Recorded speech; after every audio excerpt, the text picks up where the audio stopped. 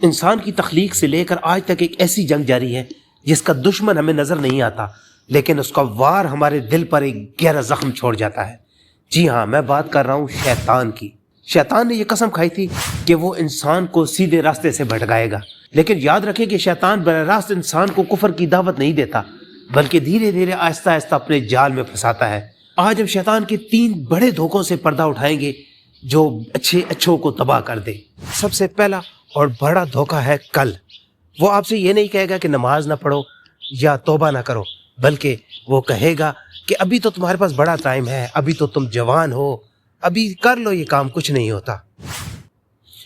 वो इंसान के दिल में ये यकीन डालता है कि अभी तुम्हारे पास बड़ा वक्त है, लेकिन याद रखें ऐसे नौजवानों से कब्रिस्तान भरा पड़ा है जिन्होंने कल तौबा करनी थी, लेकिन कि नेकी का सबसे बेहतरीन दिन आज का दिन है।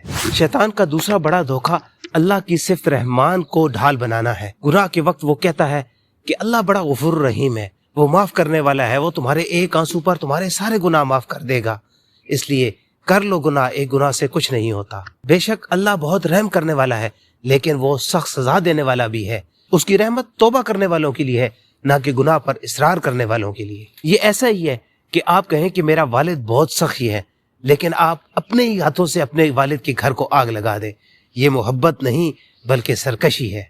अल्लाह से तौबा करें और उससे रहमत की उम्मीद जरूर रखें, लेकिन उसकी नाफरमानी हरगिज ना करें। शैतान का तीसरा धोखा उन लोगों के लिए है जो गुनाह से बच जाते हैं और नेक हो जाते हैं। जब शैतान आपको गुनाह की तरफ रागिब नहीं कर सकता तो वो फिर आपको आपकी नेकी की ही जाल में डाल देता है। आपको लगने लगता है कि मैं जन्नती हूँ और बाकी सारे दोज़खी हैं। आप दूसरों को हकीर जानना शुरू कर देते हैं। गुरूर इब्लीस की बहुत बड़ी बीमारी है। इसी गुरूर की वजह से उसे आसमान से जमीन पर फेंक दिया गया था। याद रखें कि नेकी अल्लाह की तौफीक से होती है, इसमें हमारा कोई कमाल नहीं होता। अपनी नेकियों पर फख्र करने की बजाय उनका कबूल न होने का डर रखें।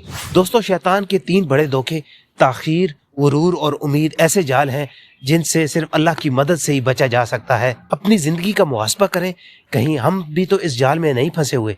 मसनून दुआओं का एहतमाम करें, खास तौर पर औज़ु बिल्लाहि मिनश शैतानिर रजीम।